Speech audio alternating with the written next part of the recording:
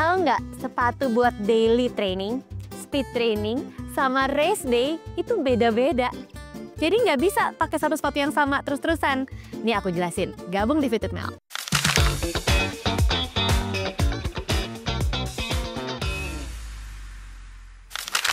Hai, selamat datang kembali di Fit with Mel sama aku Melanie Putria. Sebelum kita masuk ke pembahasan, aku bukan lagi jualan sepatu di sini ya, tapi aku lagi jualan baju by the way. Nih aku mau ngajakin kamu kembaran pakai jersey ini sama aku. Aku udah tulis linknya ada di sana di description box, udah aku sertakan. Kamu bisa klik linknya aja, sama gelang ini juga ada mantranya, ada quotesnya yang bisa kamu dapetin. Bisa kembaran sama aku, langsung di check out aja ya. Siapa tahu kita bisa lari bareng pakai baju yang sama. Sekarang saatnya aku akan menjelaskan apa sih kegunaan dari masing-masing sepatu ini. Oke, ini adalah sepatu yang aku punya, teman apa? Bukan punya orang, bukan dapat pas Jumatan, bukan juga ya. Jadi ini yang ada di meja ini adalah sepatu buat daily trainingnya aku, buat sehari-harinya aku. Seperti yang bisa kamu lihat, mungkin jelas nanti aku akan close up satu-satu. Dari warnanya aja udah kelihatan ya betapa banyak perjuangan dan pengorbanan dari sepatu ini. Ini adalah sepatu yang selalu aku pakai, aku bawa keluar kota, aku pakai buat jarak pendek, jarak menengah, jarak jauh, long run. Kenapa? Karena durability-nya oke, terus bisa diandalkan, nyaman, terus lentur, terus bisa dipakai buat jalan juga. Jadi emang bener-bener sesuai sama kebutuhan untuk daily training. Ya sama juga seperti yang ini, juga sama, cushionnya juga tebal, buat daily training enak, nggak bikin cedera. Dan teman-temannya yang ada di sebelahnya juga sama, teman FM. Jadi memang bukan carbon plate ya, rata-rata di sini sepatu daily trainingnya aku. Jadi aku membiasakan diri untuk tidak menggunakan carbon plate shoes untuk daily training. Kenapa? Karena aku pengen kaki aku nggak manja, kaki aku kuat, kaki aku bisa terbiasa dengan impact yang ada di surface, yang ada di medan larinya aku, yang ada di aspal, bebatuan. Jadi ketika nanti aku race day, baru aku pakai carbon plate, misalnya nih sepatunya, nah kaki aku udah terlatih untuk menggunakan carbon plate. Jadi sekali lagi, kalau mau nyari daily training shoes, carilah yang bantalannya empuk seperti ini, yang ringan, yang durable atau yang punya daya tahan yang bagus, terus fleksibel dan breathable juga bagian uppernya, karena kamu biasanya akan menggunakannya untuk lari pendek, lari sedang, atau lari jauh sekalipun, fine-fine aja dia. Jadi ya, ini dia daily training shoes-nya aku. Nah, sekarang kita masuk ke speed training shoes. Beda nggak Kamel? Beda teman FM. Kenapa? Kalau mau speed training, mengingat namanya adalah speed training, artinya jaraknya pendek, nggak panjang, interval, nggak mungkin dia lebih dari 1 jam. Biasanya paling ya rata-rata 400 kali 5, 800 kali 5, atau bahkan ada yang mungkin 400 kali 20, itu pun juga nggak sama kayak long run kan. Kalau ini by the way aku pakai buat long run juga loh ya. Nah, kalau speed training shoes harus yang lebih enteng teman FM. Dan kalau aku biasanya aku lagi nggak bawa sih, tapi ini akan aku kasih ke kamu gambarnya seperti apa yang biasa aku pakai.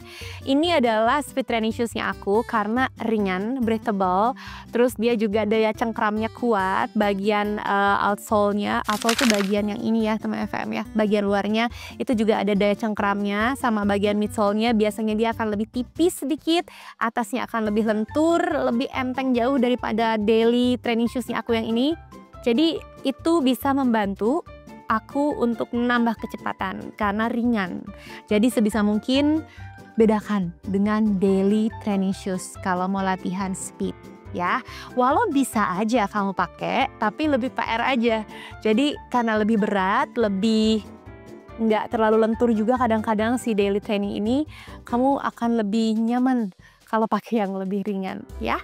Nah, tadi udah untuk speed training. Sekarang kalau mau race-nya, misalnya larinya maraton nih, atau HM deh, half marathon gitu ya.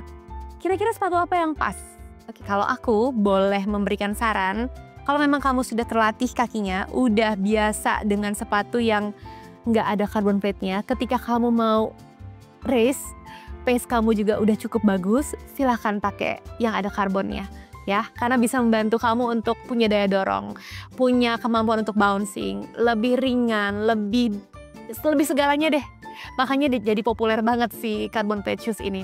Tapi kalau misalnya kamu ngerasa, aduh aku kayaknya nggak bisa deh pakai carbon plate, takut kakinya cedera karena banyak kasus, boleh juga pakai daily training shoesnya kamu. Kayak ini nih misalnya, lagi-lagi aku pakai merek ini, Always.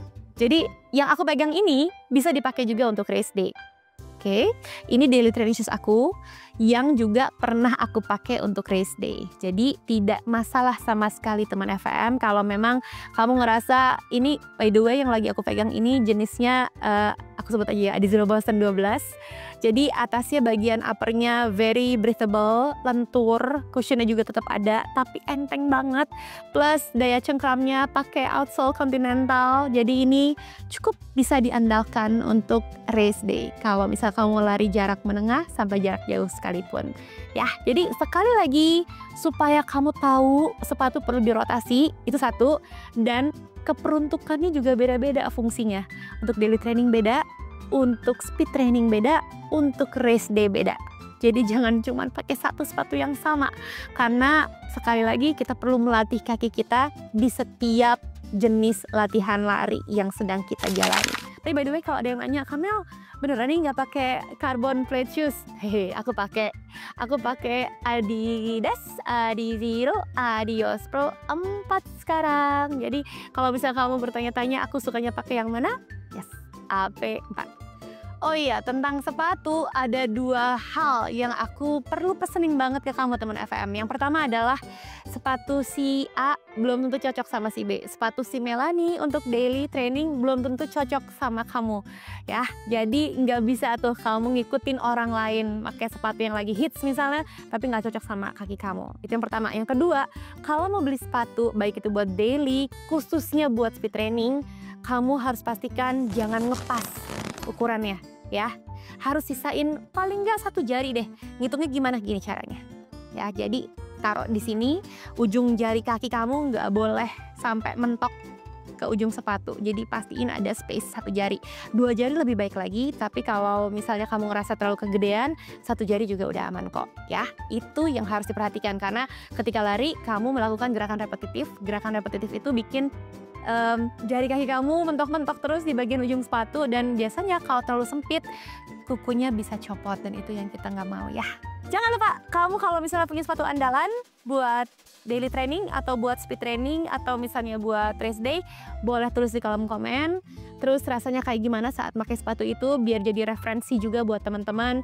Misalnya ada yang lokal produk enak, terus kamu bisa ngejadiin ini rekomendasi buat teman yang lain juga boleh loh, please banget. Jadi bisa saling kasih informasi buat satu sama lain teman-teman pelari ya. Terus kalau kamu pengen kebaran sama aku pakai baju ini juga boleh di check out ya. Langsung aja ada di description box sama gelang ini yang ada mantranya buat kamu. Eksklusif dari aku. Check out ya. And meanwhile, stay fit, stay healthy, and stay in love with Fitted Mile. Semangat! Bye-bye!